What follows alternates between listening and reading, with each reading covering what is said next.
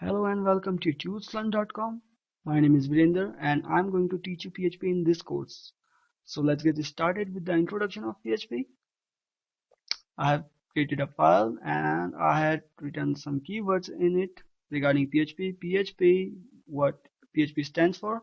PHP stands for personal home page according to the older definition, and according to the newer definition or the modern definition, PHP stands for PHP Hypertext Preprocessor. Both these definitions are right. So you can use any one of these or both of these. So personal homepage and PHP hypertext preprocessor, that's what PHP stands for. Now what PHP is? PHP is a server-side scripting language. What makes it a server-side and why it is a scripting language? Server-side languages are those languages which code executes on server side, not on the client side. So you are going to need a software which makes your PC a server so that you can execute the code of PHP, and I'm going to tell you that in a moment. For now, understand that PHP is a server side, and by this we mean that its code's executed on server side.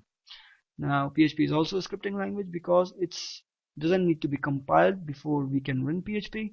It directly interpreted. So unlike the languages like C++ or C# or C or Java, where we need to compile the program first and then run it or execute the code, in PHP we don't need to compile it. So that's also make it easy. Now there are some advantages of PHP. First of all, it's free of cost as it's open source. You don't have to pay not even a penny for using PHP, and that's one of the advantages of PHP. Second thing, PHP nowadays is very popular and well known for creating dynamic websites. So what is a dynamic website? Dynamic website is a website which user display changes according to the user inputs. So that's a dynamic website definition. You will understand it in a more, you can say, better way in after watching some of my tutorials. For now, I think this would be clear to you. Now PHP is relatively easy. If you compare PHP with other languages, which is the competitor of PHP, such as ASP.NET or J2MEE, which are also used for creating dynamic websites, then you will find out they are generally more complex and difficult to understand than PHP. PHP is easy and fast to code and to understand, and that's what makes PHP a popular and a better choice. Now, PHP is also secure. The, and why it is secure? Because PHP code is putted or embedded in between the HTML body. So, and also the output of PHP is another HTML body.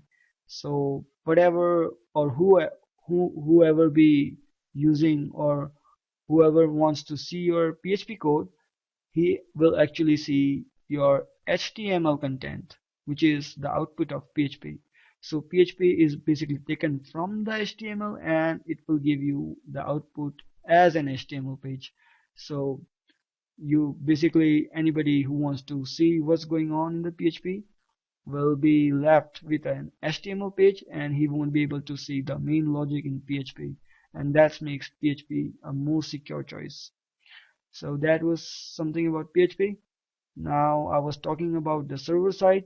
As I told you, it's code executed on server side. So basically your PC needs to be a server, not a client. And to make your PC a server, there are plenty of softwares that you use.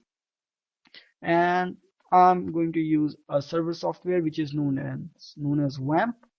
And what is a WAMP? I'm going to tell you that in the next tutorial. For now, I think that's it for the video, and I'll see you in the next video.